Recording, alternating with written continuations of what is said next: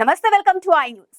AP సంకీర్ణ ప్రభుత్వంలో ప్రధాన భాగస్వామిగా ఉన్నప్పటికీ తాను అధికార పక్షం కానే కాదని, సంపూర్ణంగా ప్రజల పక్షం వహిస్తానని AP deputy CM Pawan Kalyan స్పష్టం చేశారు. ఎన్నికల్లో గెలిచినప్పుడే తమ జనసేనదే అసలైన ప్రతిపక్షమని చెప్పానని, ఇప్పుడు అదే చేస్తున్నానని ప్రకటించారు. ఇటీవల పవన్ కళ్యాణ్ జరుపుతున్న రివ్యూలు, చేస్తున్న పర్యటనలో ఆయన వ్యవహార శైలి కూడా ప్రతిపక్ష నాయకుడిని మాదిరిగానే ఉందని రాజకీయ పరిశీలకులు అభిప్రాయపడుతున్నారు. ఇక డిప్యూటీ సీఎం హోదాలు ఉండి తాను ప్రజల పక్షం వహించే ప్రతిపక్ష నాయకుడిని అన్నట్లే మాట్లాడడం వెనుక భారీ వ్యూహమే ఉందని కూడా చెబుతున్నారు. అధికార దర్పం తలెక్కకుండా ఇక ప్రజాపక్షం వహించాలి అనే నిర్ణయం ద్వారా రాజకీయాల్లో పవన్ మరో మెట్టు ఎక్కాడని కూడా టాక్ వస్తోంది. ఏపీ డిప్యూటీ సీఎంగా బాధ్యతలు స్వీకరించినప్పటి నుంచి పవర్ స్టార్ పవన్ కళ్యాణ్ వేస్తున్న అడుగులు ఆసక్తికరంగా సాగుతున్నాయి. అధికారిక విధులు నిర్వహిస్తూనే ప్రతిపక్ష పాత్ర పోషించడం ద్వారా పవర్ స్టార్ తనదైన శైలిని ప్రదర్శిస్తున్నారు.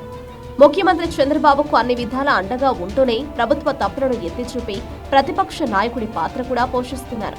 ఏపీ అసెంబ్లీ ఎన్నికల ఫలితాల తర్వాత పవన్ కళ్యాణ్ ఓ కీలక ప్రకటన చేశారు. ఏపీలో టీడీపీ తర్వాత తమ పార్టీకి ఎక్కువ సీట్లు వచ్చాయని, కాబట్టి మేమే ప్రతిపక్ష పాత్ర పోషిస్తామని స్పష్టం చేశారు. అన్నట్లుగానే అసెంబ్లీలో, సచివాలయంలో అధికార పక్ష పాత్రను పోషిస్తూ ప్రజల్లోకి వచ్చినప్పుడు మాత్రం ప్రతిపక్ష పాత్ర నిర్వహిస్తున్నారు.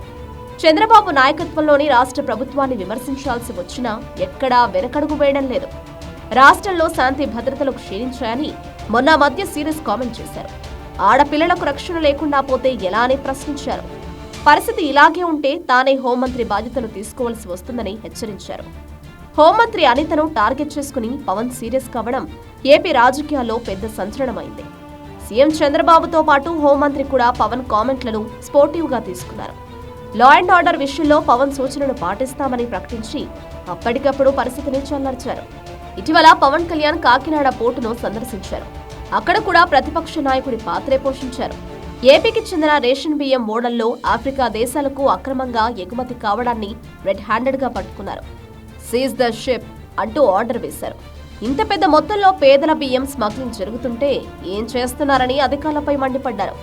అధికారంలో కీలక భాగస్వామి అయిన పవన్ కళ్యాణ్ తనకు పవర్ ముఖ్యం కాదని, ప్రజలే ముఖ్యమని కూడా ప్రకటించారు. డిప్యూటీ సీఎం హోదా తనకు ముఖ్యం కాదని, తనను నమ్ముకున్న ప్రజలే ముఖ్యమని కూడా స్పష్టం చేశారు. పవన్ వ్యవహార శైలి ఏపీ రాజకీయాల్లో పెద్ద చర్చనీయాంశంగా మారింది.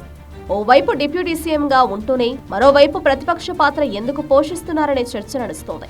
ప్రభుత్వంతో కలిసి ప్రభుత్వాన్ని నడుపుతున్న పవన్ కళ్యాణ్ భారీ వ్యూహంతోనే ఇలా ప్రవర్తిస్తున్నారనే అంచనాలు వెలువడుతున్నాయి. ఏపీలో ప్రభుత్వం చేసే మంచి పనుల్లో కీలక భాగస్వామిగా ఉన్నందున తనకు రావాల్సిన క్రెడిట్ ఎలాగూ వస్తుంది. అలాగే ప్రభుత్వం తప్పిదాలు చేసినప్పుడు ఖచ్చితంగా కొంత వ్యతిరేకత కూడా వస్తుంది. ఆ వ్యతిరేకత తనపై పడకుండా పవన్ జాగ్రత్త పడుతున్నారని రాజకీయ పరిశీలకులు అభిప్రాయపడుతున్నారు. ప్రభుత్వం తరపున ఏమైనా పొరపాట్లుంటే, తప్పిదాలుంటే నేరుగా సంబంధిత మంత్రి లేదా ముఖ్యమంత్రి దృష్టికి తీసుకెళ్లవచ్చు. కానీ పవన్ ఆ విషయాన్ని బహిరంగంగా ప్రజల ముందు నిలదీస్తున్నారు. దీనివల్ల తాను అధికారంలో ఉండి కూడా ప్రజల వైపే ఉన్నారనే సంకేతం ఇస్తున్నారు. అంతేకాకుండా తనకు అధిష్టానం ఢిల్లీలో ఉందనే విధంగా కూడా పవన్ మాట్లాడడం గమనార్హం. ఏదైనా సమస్య వచ్చినప్పుడు అవసరమైతే నరేంద్ర మోదీ గారితో మాట్లాడతా, అమిత్ షా గారితో మాట్లాడతా అని పవన్ అంటుంటారు. తాను ఢిల్లీ స్థాయిలో కూడా సమస్యలు పరిష్కరించగలడనే నమ్మకాన్ని కూడా కల్పిస్తున్నారు. ఓవైపు ప్రజల పక్షాన ఉంటూనే తాను కేవలం చంద్రబాబు ప్రభుత్వంలో మంత్రిని కాదని చెప్పడానికి ప్రయత్నిస్తున్నారు. తాను చంద్రబాబు ఇద్దరం మోదీ నాయకత్వంలో పనిచేస్తున్నామనే విధంగా కామెంట్లు చేస్తున్నారు. చంద్రబాబు నీడ పడకుండా ఎదగడానికి పవన్ వ్యూహాత్మకంగా వ్యవహరిస్తున్నారని రాజకీయ పరిశీలకులు భావిస్తున్నారు.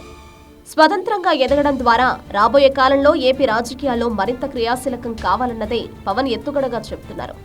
అందుకే ప్రతి ప్రజా సమస్యను ప్రతిపక్ష నాయకుడిగానే ఎదుర్కోవాలని డిసైడ్ అయ్యారంటున్నారు.